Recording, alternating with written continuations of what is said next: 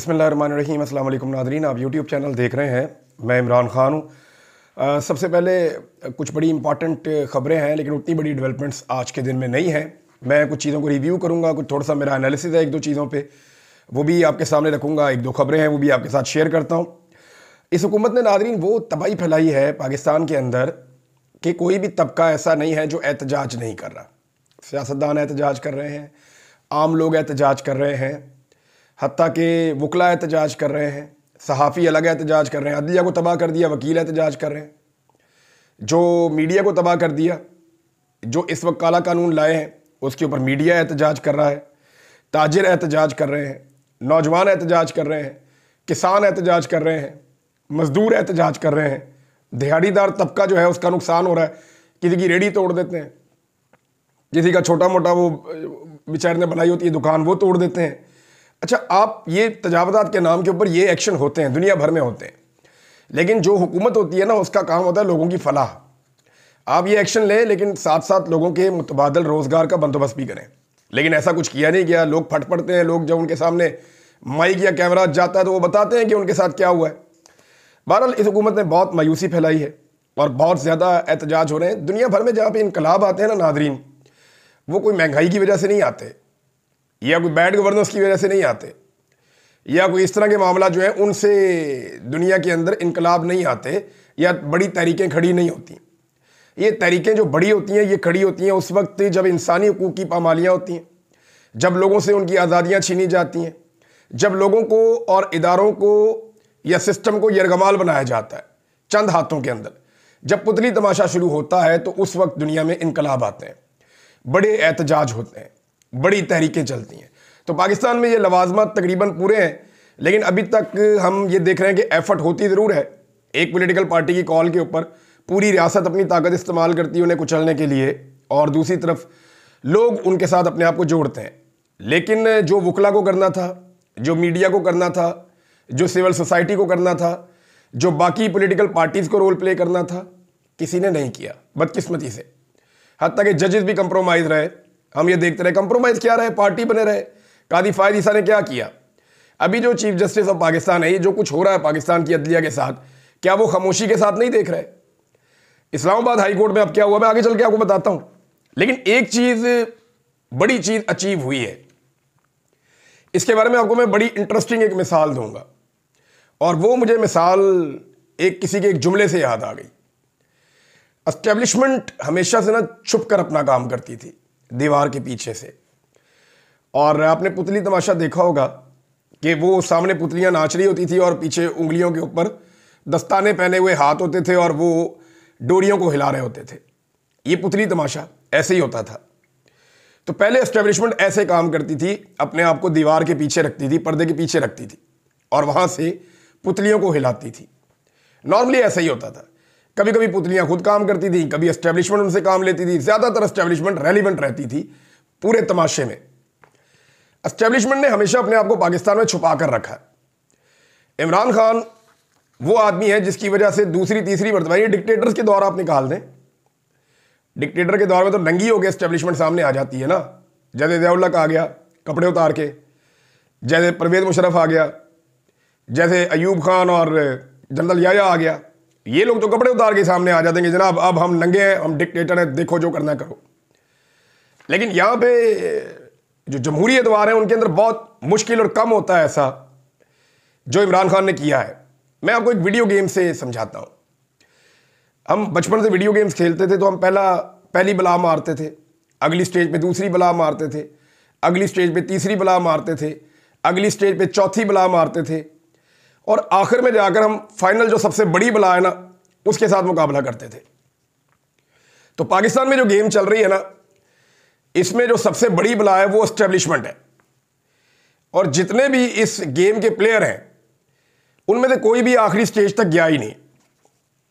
मिसाल के तौर पर डिक्टेटर के एतबार की बात नहीं कर रहा मैं, ये जो मौजूदा सियासतदान है, जो नवाज शरीफ हो गया, जरदारी हो गया, बेनज़ीर हो गई, बाकी लोग हो गए, ये गए ही नहीं आखिरी जिन तक या आखिरी बला तक जो इस वीडियो गेम की आखिरी बला है एस्टेब्लिशमेंट पाकिस्तान की। कोई तीसरी स्टेज पे हार गया, कोई चौथी स्टेज पे हार गया, कोई पांचवी स्टेज पे हार गया। तो इमरान खान ने अपने लोगों के साथ मिलकर एक एक एक एक करके सारी स्टेजेस पार की हैं और सारी बलाओं को शिकस्त दी है। चाहे वो सियासी बलाओ, चाहे वो इंतजामी बलाओ, चाहे वो ब्यूरोक्रेटिक हो, चाहे वो इलेक्शन कमीशन हो, चाहे वो अदालतों के अंदर बैठी हुई ये बड़ी खौफनाक स्टेजेस होती हैं, ये जो कानूनी बलाएं होती हैं ना, ये आखिरी स्टेजेस में जाके आती हैं। और फाइनली इमरान खान इस वक्त पाकिस्तान की सबसे बड़ी बला, यानी सबसे बड़ी बला तक पहुंचने में इमरान खान कामयाब हो गया और अब एस्टेब्लिशमेंट के सामने खड़ा है। ये वाहिद आदमी है मौजूदा पूरी सियासी क़यादत के अंदर जो इस सियासी गेम के अंदर आखिरी बला तक पहुंच गया और उसके सामने खड़ा है। अब ये आखिरी स्टेज है, इमरान खान ने पार करनी है। ये इमरान खान की कामयाबी है। इसको सिंपल करें तो ये है। बाकी सारे जो है वो कहीं ना कहीं फारग हो गए और उन्होंने नया टोकन लेके दूसरी गेम शुरू कर दी, जूते पॉलिश वाली। तो वो जूते पॉलिश वाली गेम में चले गए। इमरान खान वाहिद आदमी है जो इस गेम को एंड तक लेकर चला गया है और अब एस्टेब्लिशमेंट वाली बला सामने खड़ी है। और मजे की बात यह है कि वो जख्मी है। इमरान खान ने ठीक ठाक डैमेज कर दिया उसे। अब आपको याद होगा जब हम गेम खेलते थे ना, तो आखिरी बला जब हम गेम खेलते थे ना, तो मेरे एक दोस्त ने एक दिन एक वाकया मुझे याद है कि उसकी वो आखिरी बला पे पहुंच गया। एक बड़ी मुश्किल गेम थी। तो जिन लोगों के हाथों में अपने टोकन थे ना, उसके खत्म हो गए, तो वो अपने टोकन डालते जा रहे थे कि मार मार इसको हम देखना चाहते हैं, इसके बाद इस गेम का इख्तिताम कैसे होता है। तो लोग अपने टोकन डाल रहे थे। और अगर इमरान खान को जितवाना है तो पाकिस्तानियों को अपने टोकन डालने पड़ेंगे। इमरान खान के टोकन खत्म हो जाए इससे पहले आप सबको अपने टोकन डालने पड़ेंगे और इमरान खान साहब ने उसका बंदोबस्त कर लिया है। मैं इससे ज़्यादा सिंप्लीफाई इसको कर नहीं सकता था। और यही मेरा कसूर है कि मैं आम आदमी को आम आदमी की ज़बान में बात समझाने की कोशिश करता हूं, जिसकी वजह से मेरे से बड़ी तकलीफ है सबको। एक जुमले में मैं अपनी बात कर लूं, मैं बड़ी तफसीलात मुझे बतानी है अभी। अहमद नूरानी साहब बड़े अच्छे जर्नलिस्ट हैं, उन्होंने मुझे कहा कि मुझे वो सारी चीज़ें बतानी चाहिए जो मेरे साथ हुई, पाकिस्तान की इस्टेब्लिशमेंट ने, एजेंसियों ने किया मेरे साथ। ना सिर्फ अगवा करने का बल्कि और बड़ी लंबी कहानी है। तो मैं एक इंटरव्यू करूंगा, एक दो तीन इंटरव्यूज़ करूंगा, बल्कि उनमें सारा कुछ बताऊंगा। ये सब कुछ मैंने बताया हुआ है, लेकिन इतना लंबा इंटरव्यू तो नहीं होता ना। वो टुकड़ों के अंदर कभी कोई चीज़ बता दी, कभी कोई चीज़ बता दी, कभी ये बता दिया कि ISI ने उठाया था, कभी ये बता दिया फलां जगह पे रखा था, कभी ये बता दिया मेरे से मांगते क्या थे, कभी ये बता दिया टॉर्चर कैसे करते थे। वो सारी चीज़ें मैंने बताई हैं, लेकिन मैं पूरी तफसीलात के साथ, वो ठीक कह रहे हैं, उनका आइडिया अच्छा है, मैं इसके ऊपर काम करूँगा। नादरीन, एक कार्टून छपा है डॉन अखबार में और ये इस वक्त अक्कासी कर रहा है पाकिस्तान के हालात की। ज़रा आप ये कार्टून देखें। आप डॉन अखबार में जो कार्टून छपा पहले वो देखें, फिर उस कार्टून में पाकिस्तानियों ने एक तरमीम की है, फिर आप वो वाला कार्टून भी देखें। ये जो कार्टून छपा है इसके ऊपर एक स्टेट, रियासत का एक छत बनी हुई है, रियासत की एक इमारत बनी हुई है, उसके 4 पिलर हैं। और ये वैसे कहा भी जाता है कि रियासत अगर एक इमारत है तो उसके 4 सतून हैं, जिनमें से एक जनाब पार्लियामेंट है, एक एग्जीक्यूटिव है, एक जुडिशरी है और एक मीडिया है। मीडिया को सबसे आखिर में शामिल किया गया था, अब मीडिया बहुत इंपॉर्टेंट हो गया है, सोशल मीडिया भी आप कह सकते हैं। तो रियासत इन 4 सतूनों पर टिकी हुई होती है। अगर इनमें से कोई सतून गिर जाए, रियासत कमज़ोर हो जाती है, दूसरा गिरे और कमज़ोर हो जाती है, तीसरा गिरे तो ये गिरने के इसके खतरात हो जाते हैं, और चौथे सतून के बाद तो ये धड़म हो जाती है। तो इन्होंने दिखाया जी कि मीडिया का सतून भी गिर चुका है, जुडिशरी का सतून भी गिर चुका है, पार्लियामेंट का सतून जो है वो बहुत बुरी हालत में है, जगह जगह से टूटा हुआ है और गिरने के करीब है, जबकि एग्जीक्यूटिव जो है उसका सतून इस वक्त खड़ा है। पार्लियामेंट कहते हैं ये कौमी असम्बली, सेनेट, इनको पार्लियामेंट कहते हैं। मीडिया और जुडिशरी को आप जानते हैं, लेकिन इसके अंदर एक तरमीम की है। और रिजवान साहब बड़े अच्छे दोस्त हैं हमारे, उनको हैप्पी बर्थडे, बल्कि मुझे पता चला दोस्तों से उनकी सालगिरह है, उनका जन्मदिन है। अल्लाह ताला उनकी ज़िंदगी में, उनके काम में बरकत डाले और अल्लाह ताला उन्हें मज़ीद कामयाबियाँ अता फरमाए। शहीद अरशद शरीफ के वो तालिब इल्म हैं, उनके स्टूडेंट हैं, और हमारे लिए बड़ी फ़ख्र की बात है, बड़े अच्छे नौजवान हैं, बड़ा ज़बरदस्त काम करते हैं। तो रिजवान साहब जो हैं उन्होंने इसके अंदर एक तरमीम करके जो ट्वीट लगाई वो ये है कि पार्लियामेंट वाला सतून भी गिर चुका है। अब सिर्फ ये पूरी की पूरी जो इमारत है, पूरी जो रियासत है, ये एक सतून पे खड़ी है, और वो सतून है एग्जीक्यूटिव का। और एग्जीक्यूटिव के अंदर ना बहुत सारी चीज़ें आती हैं, यानी इंतजामिया है ना, इसके अंदर ब्यूरोक्रेट होंगे, तो पुलिस होगी, ये होगा। सिर्फ बंदूक के बलबूते पे खड़ी है बस। ये रियासत अब सिर्फ बंदूक के जोर पे खड़ी है। अगर बंदूक ना हो तो सब ठीक हो सकता है। और ये याद रखिएगा, ये जो बाकी पिलर गिरे हैं ना, ये इसी बंदूक ने गिराए हैं।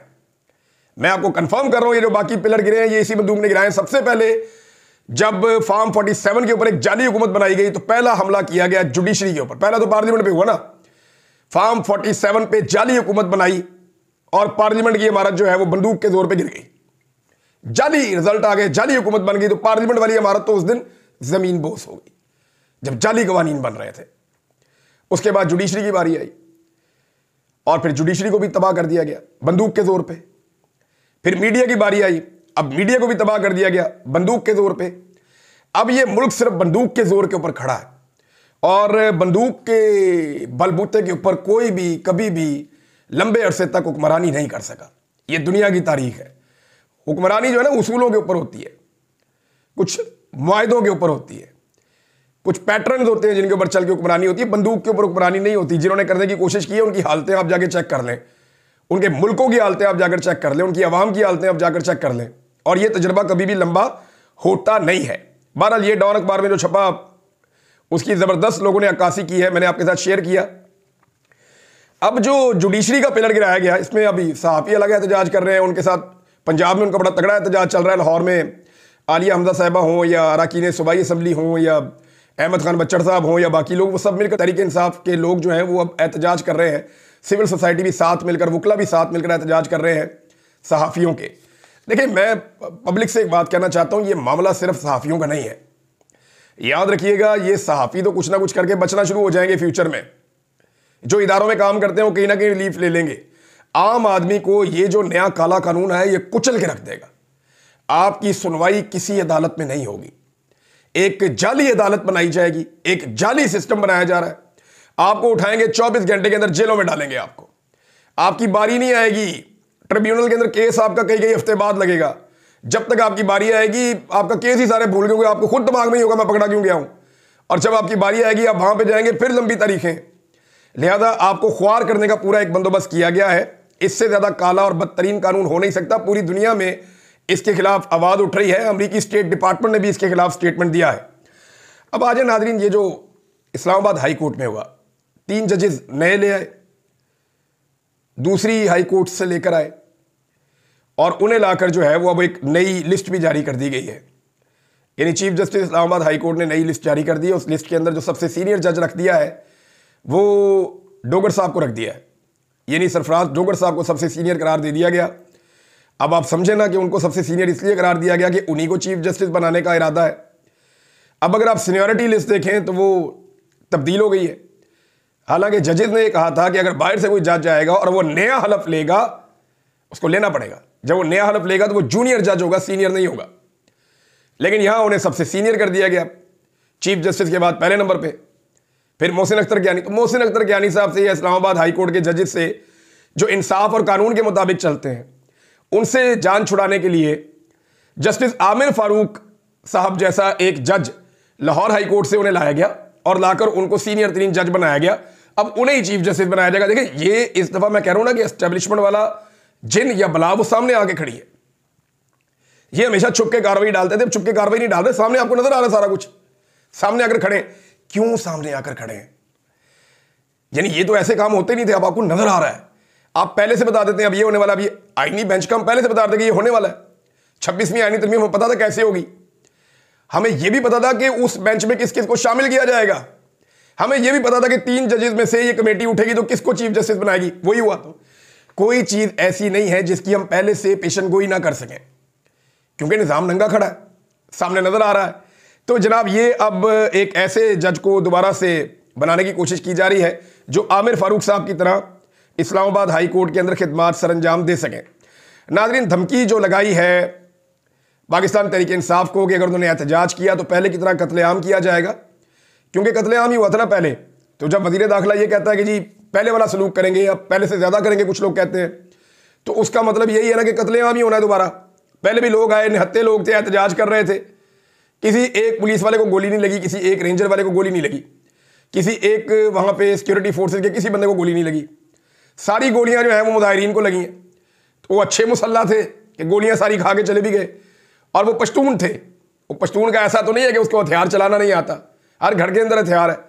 गाड़ी का दरवाज़ा खोलो तो साथ पिस्टल लगा हुआ होता है दरवाजे के साथ। तो उनको वहां पे हलफ दे देकर उनके हथियार घरों में छुड़वा के उनको लाया गया था कि आपने मुसल्ला होकर नहीं जाना, ताकि कोई पंगा ना हो जाए वहां पे। तो अब जनाब मामला यह है कि ये जो कत्लेआम किया गया था उसकी दोबारा धमकियां उसी नौयत की दी जा रही हैं। अगर दोबारा ये कत्लेआम किया गया तो इस पर जो रद्द-ए-अमल है वो तो पहले सबसे आ गया है जनाब जुनैद अकबर साहब का, और उन्होंने दो चीज़ें कही हैं। उन्होंने मोहसिन नकवी साहब को तगड़ा जवाब दिया। उन्होंने कहा जी मोहसिन नकवी और इसके लाने वालों की ये गलतफहमी है, 26 नवंबर को हमें अंदाज़ा ही नहीं था कि तुम गोलियां मारोगे, लेकिन अब की बार गोलियां खाने की तैयारी के साथ हम आएंगे। इमरान खान बस एक दफ़ा हुक्म कर दे, तुम हमें किसी सूरत नहीं रोक सकोगे, जुनैद अकबर साहब ने यह बताया। जुनैद अकबर ने कहा कि वज़ीर दाखिला को अपनी बातों पर शर्म आनी चाहिए, इस बार हम तैयारी के साथ इस्लामाबाद आएंगे। मोहसिन नकवी को खबरदार किया कि इस बार हम तैयारी के साथ निकलेंगे, हमें उम्मीद नहीं थी कि हम पर गोलियां चलाई जाएंगी। वज़ीर दाखिला और उन्हें लाने वाले इस गलतफहमी में ना रहें कि उनके हथकंडों से हम डर जाएंगे। इमरान खान ने हुक्म दिया तो उन्हें और आवाम को मायूस नहीं करेंगे। अब ये पेशावर मोटरवे टूल प्लाजा पर पहुंचे तो उनका इस्तकबाल भी किया गया काफ़ी ज़्यादा, जब पहली दफ़ा उधर को गए खैबर पख्तूनख्वा में पेशावर की तरफ। लेकिन एक चीज़ और मैंने यहाँ पे नोट की है और ये बहुत इंपॉर्टेंट है। इमरान खान साहब ने अली अमीन गंडापुर साहब को कुछ अहकामात जारी किए थे और ये खबर यहाँ पे मेरे पास मौजूद है। इमरान खान साहब ने अली अमीन गंडापुर साहब को कहा था कि ज़रा खुल कर आप बोलें और सबके सामने आप ये बात करें कि आईजी खैबर पख्तूनख्वा को वार्निंग दे और उसे बताएं कि किसी किस्म का जुल्म बर्दाश्त नहीं किया जाएगा। कारकुनों को हरासा किया गया तो फिर इसको बर्दाश्त नहीं करेंगे। तो अली अमीन गंडापुर ये भी बताएं कि ये आईजी हमारी मर्जी से नहीं लाया गया, हमारे ऊपर मुसल्लत किया गया है। इमरान खान साहब के वाज़े अहकामात के बावजूद अली अमीन गंडापुर साहब की तरफ से खामोशी है। हो सकता है कि वो बैकडोर चैनल में कहीं पर ये बात कर रहे हो, पब्लिकली तो वो अभी तक खामोशी है। लेकिन जुनैद अकबर ने, जो इमरान खान साहब ने अली अमीन गंडापुर को हुक्म दिया था, वो जुनैद अकबर साहब ने कहना शुरू कर दिया। अब जुनैद अकबर ने आईजी खैबर पख्तूनख्वा को वाज़े वार्निंग दी है कि मैं बातों वाला नहीं हूं, अमल करने वाला बंदा हूं। सुन लो, अगर मेरे खैबर पख्तूनख्वा के किसी कारकुन को हिरासत में लिया तो अव्वल हम हर इस थाने के बाहर धरना देंगे, अगर बात ना बनी तो खैबर पख्तूनख्वा को कॉल दूंगा और आईजी खैबर पख्तूनख्वा तुम्हारे दफ्तर के बाहर धरना होगा। ये जनाब जुनैद अकबर साहब ने कहा। अली अमीन गंडापुर साहब अभी तक खामोश हैं, उन्हें इसके ऊपर स्टेटमेंट देना था और इमरान खान साहब ने उन्हें यह हुक्म दिया था कि आप ये स्टेटमेंट दे दें। नादरीन, साहबजादा हामिद रज़ा साहब के हवाले से मैं एक चीज़ आपको बताऊं, उनके ऊपर क्यों बार बार छापे पड़ते हैं। अभी दोबारा उनके मदरसे के ऊपर रेड किया गया, इससे पहले भी उनके मदरसे के ऊपर रेड किया गया। कभी उनके घर के ऊपर अटैक करते हैं, कभी उनके स्टाफ को उठा लेते हैं। तो जो बेसिक रीज़न है ना वो दो हैं। देखिए, एक तो साहबजादा हामिद रज़ा को ज़्यादा लगी लिपटी कर नहीं रहे, इमरान खान साहब के पास भी जाते हैं मिलने के लिए, कमेटी के अंदर भी बड़े मुतहर्रिक थे, मीडिया को भी आगाह करते थे। लेकिन जो असल वजह है ना, वो असल वजह ये है कि चेयरमैन स्टैंडिंग कमेटी बराए इंसानी हुकूक हैं वो, और यहाँ पर उन्होंने ये मामला उठाया था और ये मामला उस कमेटी के अंदर इस वक्त पेंडिंग है। यहाँ पर कुछ इख्तियारात हैं उनके पास चेयरमैन होने के नाते, क्योंकि वो स्टैंडिंग कमेटी बराए इंसानी हुकूक के चेयरमैन है साहबजादा हामिद रज़ा, तो वो उन इख्तियारात को इस्तेमाल करना चाहते हैं और उनको यहाँ ब्लैकमेल किया जा रहा है। रियासती ताकत से उनको दबाने की कोशिश की जा रही है कि ये वाला काम आप ना करें, और वहाँ पे डिलेइंग टैक्टिक्स इस्तेमाल किए जा रहे हैं और इसी सिलसिले में ये छापे वापे पड़ते हैं। ये इसको दो एंगल से आपने देखना है। सिर्फ ऐसा नहीं है कि साहबजादा हामिद रज़ा को बिला वजह टारगेट कर रहे हैं, और लोग भी हैं, उनको क्यों नहीं कर रहे। यहाँ पे जो एक्टिविटी की है ना, मैंने आपको रिपोर्ट की थी, साहबजादा हामिद रज़ा ने जो एक्टिविटी की है, उस एक्टिविटी की वजह से साहबजादा हामिद रज़ा जो है उनके खिलाफ जो है वो एक एक्शन जारी है। कभी उनके ऊपर छापा मारा जाता है, कभी उन्हें परेशान किया जाता है, कभी उनको धमकाया जाता है, कभी उनके लोग उठाए जाते हैं। तो ये सारी चीज़ें लगातार हो रही हैं। नाज़रीन, वकला की जानिब से एक रिएक्शन सामने आया इस्लामाबाद में। क्या वकला एक तहरीक बना सकेंगे? ये सवाल ही है, इसका जवाब हमारे में से किसी के पास नहीं है। लेकिन जो वकला की जानिब से रिएक्शन है वो ये है, वो कह रहे हैं 3 जजेस को जो लाया गया ना इस्लामाबाद हाई कोर्ट में, इसके खिलाफ अब कल मंडे वाला दिन है, तो पीर वाले दिन से उन्होंने कहा जी इस्लामाबाद हाई कोर्ट और ज़िली अदालतों के बाइकआउट का उन्होंने ऐलान कर दिया। और हाई कोर्ट और इस्लामाबाद बार काउंसिल की जानिब से, यानी इस्लामाबाद हाई कोर्ट और इस्लामाबाद बार काउंसिल दोनों की जानिब से मुश्तरका एलामिया आया है और उसमें कहा गया कि इस्लामाबाद में अदालतों के बाइकआउट और वकला कन्वेंशन के इनेकाद का ऐलान किया गया है। और प्रेस कॉन्फ्रेंस के अंदर जनाब जो वकला रहनुमा उन्होंने कहा कि हम ये तैनातियाँ मुस्तरद करते हैं। ये जज जहां से आए हैं हम इन्हें वहीं वापस भेजेंगे। ये बदनीयती के साथ इन जजेस को ट्रांसफ़र किया गया है। अदलिया की आज़ादी पर हमला हुआ है। मुल्क भर की बार कौंसिल से मुतालबा करते हैं कि अदालती कार्रवाई का बाइकआउट करें और जो हमारे वकला कन्वेंशन हो रहे हैं उनमें शिरकत के लिए निकल पड़ें। ये हंगामी तौर पे वकला ये कर रहे हैं। रोला तो काफ़ी डाला हुआ है, लेकिन अभी तक जो कुछ हुआ उसमें हमने एक चीज़ देखी कि एस्टेब्लिशमेंट ने वकला तहरीक शुरू नहीं होने दी। उन्होंने वकला तहरीक के ऊपर अभी तक तो कंट्रोल रखा है। देखते हैं कि आइंदा आने वाले दिनों में एस्टेब्लिशमेंट इसे कंट्रोल कर सकती है या नहीं कर सकती। एक नादरीन आखिरी खबर मैं आपके सामने रख देता हूँ कि पाकिस्तान की सूरत हाल को बड़े अच्छे तरीके से बयान किया अपने ट्वीट में किस्मत खान साहब ने कि एक जानिब जो उसातिज़ा हैं या रिसर्चर्स हैं उनके लिए 25% टैक्स छूट खत्म कर दी गई है। IMF का दबाव है ना, कभी किसानों पे टैक्स, कभी ये कभी वो, सारी सब्सिडीज खत्म, सबका बेड़ा गर्क कर दिए। और रिसर्चर के एहतजाज के बाद इस टैक्स छूट की जो है वो बहाली के लिए कहते हैं हम IMF के पास जाएंगे, IMF इजाज़त देगा तो हम करेंगे। दूसरी तरफ यह है कि हुकूमत ने जो टैक्स इकट्ठा किया है वो भी 470 अरब कम है जो हदफ हुकूमत का था, उससे तकरीबन जो है वो $2 अरब कम है। ये बहुत बड़ा खसारा है कि अपने हदफ तक हुकूमत नहीं पहुंच पा रही। और एक खबर यह है कि MNAs और सेनेटर्स की तनख्वाहों में 300% तक इजाफा कर दिया गया। इसमें किसी ने IMF से किसी किस्म की परमिशन नहीं मांगी। यह है वो वजह। इनकी तरजीहात आपको समझ आनी चाहिए कि ये सिर्फ अपने बारे में सोचते हैं, ये अवाम के बारे में सोचते ही नहीं है। पाकिस्तान के बारे में ऐसा लगता है सोचते ही नहीं है और एक दूसरे पे डालते हैं पाकिस्तान। वज़ीर आज़म सुबह सोकर उठता है, वो आर्मी चीफ की तारीफ करके सारा पाकिस्तान आर्मी चीफ के बोटों पे फेंक देता है। वो आर्मी चीफ जो है वो ये थोड़े दिन के बाद वो कहते हैं गवर्नेंस के मसाइल है पाकिस्तान के अंदर, DG SPR आके जनाब पाकिस्तान में गवर्नेंस के मसाइल हैं तो हम जिम्मेदार नहीं है। तो ये पाकिस्तान को फुटबॉल नहीं है कि आप एक दूसरे की तरफ फेंकते रहेंगे। ये मुल्क उस तरीके से चलेगा जो एक तरीकाकार होता है मुल्क चलाने का, एक मरवजा तरीकाकार होता है जहां पे इलेक्शन होते हैं, जहां पे लोग मैंडेट लेते हैं, जहां पे सिस्टम चलता है। उसके बगैर नहीं चलेगा। आप जो मर्जी करके देख लें। अब तक के लिए इतनी, अपना ख्याल रखिएगा, अपने चैनल का भी। अल्लाह हाफ़िज़।